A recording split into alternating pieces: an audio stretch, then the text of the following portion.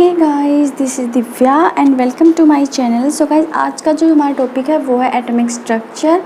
हम atomic structure के बारे में स्टडी करने वाले हैं। एटम के बारे में आप सब जानते हो कि एटम में प्रोटॉन एंड न्यूट्रॉन रहते हैं। इलेक्ट्रॉन उनके चारों ओर एक राउंड शेप में चक्कर लगाता है। बेसिकली जो एटम है वो है क्या? न्यूक्लियस जिसके चारों ओर इलेक्ट्रॉन है। न्यूक्लियस जिसके चारों ओर इलेक्ट्रॉन है वो एटम है। एटम के अंदर जो प्रोटॉन्स होते हैं वो कौन से होते हैं? पॉजिटिव चार्ज वाले। एंड जो न्यूट्रॉन्स होते हैं उन पर कोई चार्ज नहीं होता, नो चार्ज।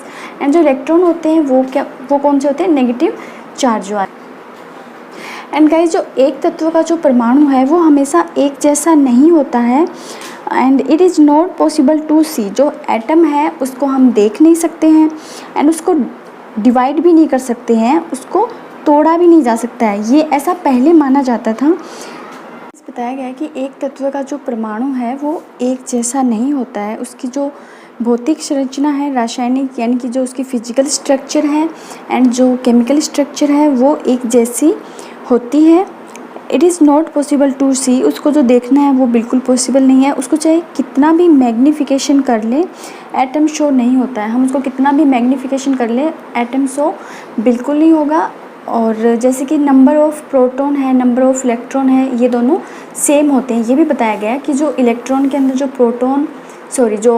एटम के अंदर जो प्रोटॉन और इलेक्ट्रॉन होते हैं उनका जो नंबर है वो भी सेम है। जैसे कि एग्जांपल के लिए यहाँ पर कार्बन लिया गया है। कार्बन का जो इलेक्ट्रॉन है 6, वही सेम है प्रोटॉन 6। एंड न्यूट्रॉन भी इनका सेम होगा।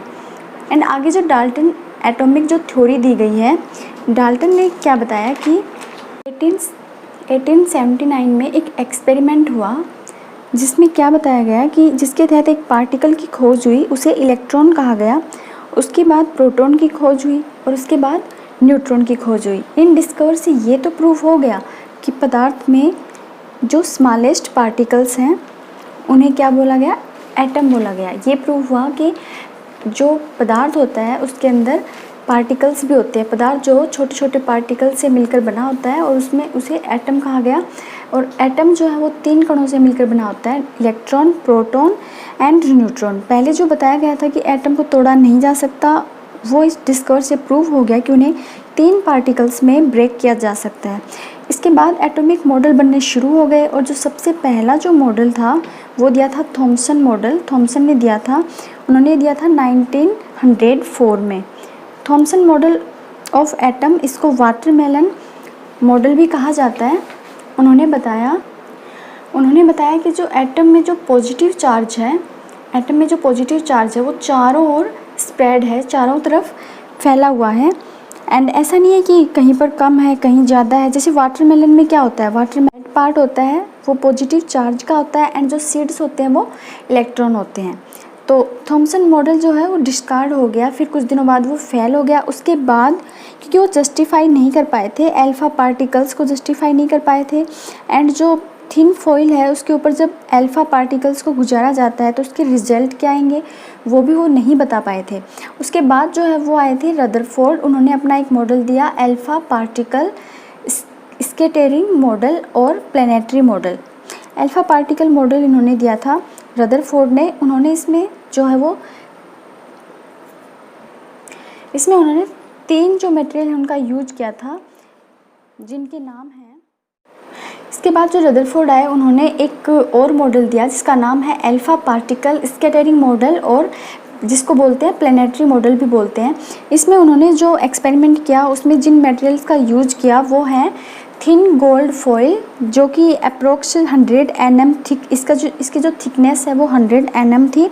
एंड इसका यूज़ इसलिए किया था बिकॉज उन्हें पता था कि गोल्ड की जो फॉइल है उसमें से आसानी से वो गुजार पाएंगे अल्फ़ा पार्टिकल्स को। उसके बाद जो है वो किया था लीड चैम्बर का उन्होंने यूज़ किया था। लीड चैम्बर में उन्होंने अल्फ़ा, बीटा, गामा इन सब को इसके अंदर लिया था। उसके बाद थर्ड जो है वो रेडियो एक्टिव सब्सटेंस लिए थे जिनमें रेडियम है और पोलोनियम है, जिसको उन्होंने यूज में लिया था। एंड जो फोर्थ है वो जिंक सल्फाइड स्क्रीन को इसलिए लिया था क्योंकि वो जो उसके ऊपर फ्लैश आती है, चमक आती है, जब कोई भी पार्टिकल्स इनके ऊपर टकराता है उस जगह पर फ्लैश होती है, चमक उत्पन्न होती है, इसलिए उन्होंने लिया था जिंक सल्फाइड स्क्रीन को। वीडियो लंबी हो जाएगी गाइस, तो इससे आगे का जो टॉपिक है वो नेक्स्ट वीडियो में पढ़ाया जाएगा आपको। Thank you guys, take care, bye.